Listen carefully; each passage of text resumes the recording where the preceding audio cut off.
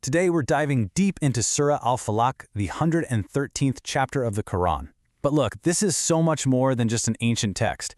We're going to see how it's actually a powerful shield, a divine tool that you can use right now to find protection and peace in a world that's, well, full of hidden dangers. But let's start with a question, one that really gets to the core of why this chapter is so incredibly powerful. What do you do when the enemy is invisible? You know, when the threat isn't someone you can see or fight head-on, but something that works in the shadows, in secret, or even inside your own heart. To even begin to answer that, we have to go back in time, back to the very moment this surah was revealed. See, this wasn't some abstract theological discussion. Oh no. This was a direct, divine response to a very real and very personal crisis that the Prophet Muhammad himself was facing. So picture this. It's around the year 628 CE in Medina. An enemy decides to use a really sinister tactic. A sorcerer, a man by the name of Labid ibn al-Asam, performs an act of black magic. He gets a hold of some of the Prophet's hair, ties it into 11 knots, and then hides it all in a well. And the effect? It was severe. The Prophet became incredibly sick, lethargic, and deeply distressed, to the point where he'd imagined he'd done things that he hadn't. It was in this state of total vulnerability that two angels came to him in a dream, revealing the whole plot and, crucially, the divine solution that had been sent down as the cure. Now, the specific threat here has a name, sihr, or what we'd call black magic. It's basically a malicious act designed to harm someone using unseen forces. And this context is absolutely key, because it shows that the divine cure was perfectly tailored to fight a hidden spiritual battle. Okay, so we've got the problem, right? A hidden attack causing very real harm. So now we turn to the divine solution. The surah itself is the antidote, and its power kicks off with the very first name of God it calls upon. And this is where it gets really beautiful. The depth of this one word, Al-Falaq, is just incredible. It doesn't just mean daybreak. The Arabic root literally means to split or to burst forth. So think about it. It's not just the dawn splitting the darkness of night. It's the very act of creation itself. A tiny seed splitting open the soil, a baby emerging from the womb.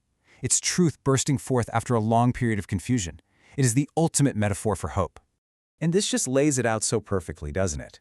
On one side you have darkness in all its forms, the fear and anxiety, the secrecy of malicious plots, the hidden poison of envy. And on the other side, you have Al-Falaq, the daybreak, the divine power that brings hope, clarity, truth, and protection to just completely overwhelm any and all darkness. So, the surah kicks off with a direct command, say. This isn't just a gentle suggestion, it's a divine prescription. God is literally teaching us the exact words to use. And that act of seeking refuge, it's a powerful declaration. It's us admitting our own vulnerability, and at the same time, declaring our total and complete reliance on the one who controls the sunrise. Now, what follows that opening line is basically a masterclass in spiritual defense. See, the surah doesn't just offer some vague prayer for safety. No, it gets super specific. It systematically identifies 4 distinct categories of hidden evils and teaches us to seek refuge from every single one of them. First up, it starts with the biggest, broadest shield imaginable, something that covers every conceivable threat out there. We ask for protection from the evil of that which He has created. Now think about how all-encompassing that is.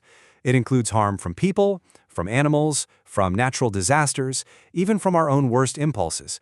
It's a fundamental recognition that evil is a potential within creation, and only the Creator can truly protect us from it. Okay, so after casting that huge, wide net of protection, the surah then zooms in, tapping into a fear that is deep and primal in all of us. And from the evil of darkness when it settles. I mean, listen to that precise language. Rasik isn't just any darkness, it's an intense, overwhelming, all-consuming darkness. And waqab means it doesn't just arrive, it settles in, it penetrates. This covers the dangers of the literal night for sure, but it's also about the metaphorical darkness of depression, of confusion, of ignorance. Then, the surah gets even more specific, addressing the exact reason it was revealed in the first place, the evil of secret malicious plots. And from the evil of the blowers in knots. This is a direct, literal reference to the practice of sorcery, just like the knots that were tied in the Prophet's hair. It's about seeking protection from people who work in secret, who use hidden methods to try and cause harm, to break up relationships, or to undermine you. And finally, the surah concludes by identifying what might be the most personal and, honestly, the most insidious hidden evil of all. And the critical point here is the wording, when he envies. It's not just about the internal feeling of jealousy. It's about when that envy spills over into action, or at the very least, into tangible ill intent. Envy is like a hidden disease of the heart, but the negative energy and the actions it inspires can cause very, very real harm in the world. This verse seals our protection by guarding against that deep, psycho-spiritual threat. All right, so we get the context. We've walked through the meaning.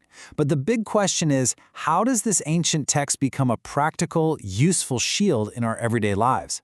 Because this surah isn't just meant to be understood, it's meant to be used. You have to remember, in 7th century Arabia, people were looking for protection everywhere, from amulets, soothsayers, tribal spirits. Surah Al-Falaq was, frankly, revolutionary. It just cut through all that noise and redirected all reliance away from those things and straight to the one creator. It taught that you don't need complicated rituals or middlemen, you have a direct line to the ultimate protector. And the Prophet himself gave us a simple, actionable way to do this, especially before going to sleep.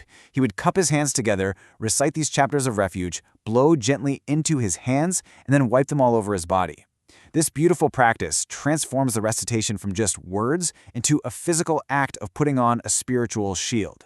And this is so relevant for us today. This ancient text is a profound tool for dealing with modern anxiety. It gives us a framework to actually name our fears, and by naming them, we can begin to tame them.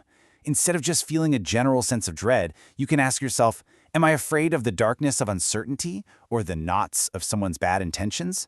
Just doing that, and then consciously turning to the protector, that builds incredible spiritual resilience. So ultimately, when you step back and look at it, the whole journey of the surah is one from darkness into light. It fully acknowledges that evil is real, that darkness exists, but it absolutely refuses to give it the final word. It's so much more than a prayer. It's a declaration of what you might call empowered vulnerability.